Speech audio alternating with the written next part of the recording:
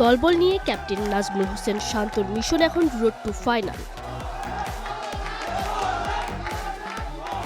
BPL এর সাফল্যের পর সাফল্য, খুশি খেলোয়াড়রা, খুশি মালিকপক্ষ। ফাইনালে ওঠায় রাজশাহী ওয়ারিয়র্স দলের সদস্যরা পেয়েছেন 25 লাখ টাকা। তবে এখানেই থেমে থাকার সুযোগ নেই। ট্রফি জেতাই শান্ত, ফারহান, রিপনদের একমাত্র লক্ষ্য। শুক্রবার এবারের আসরের গ্র্যান্ড ফিনালেতে মাঠে নামছে রাজশাহী ওয়ারিয়র্স আর চট্টগ্রাম রয়্যালস।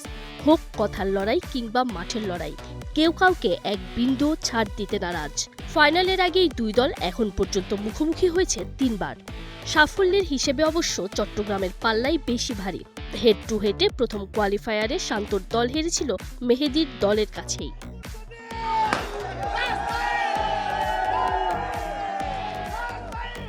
ভুল শুধরে দ্বিতীয় কোয়ালিফায়ার জিতে যেমন রাজশাহী ফাইনালে উঠেছে, আসরের শেষ ম্যাচটাও তারা জিততে মরিয়া।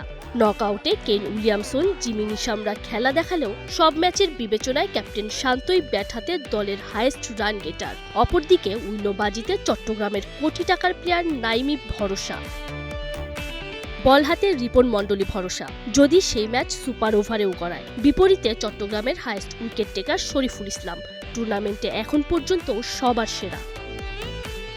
কি প্লেয়াররা তো আছেনই, সাথে দুই দলের দেশি বিদেশি প্রত্যেক খেলোয়াড়ই ফাইনালে জ্বলে ওঠার অপেক্ষায়। রাজশাহী যেমন উঠছে, তাদেরকে আটকাতে পরিকল্পনা সাজাচ্ছে চট্টগ্রাম। নিঃসন্দেহেই নিজেদের সেরাটা দেওয়ার প্রত্যাশায় দুই দলই। শেষমেশ বিপিএল এর আরাধ্য ট্রফিটা কার হাতে ওঠে, সেটাই এখন দেখার পালা। Tanzim Oishi, star news.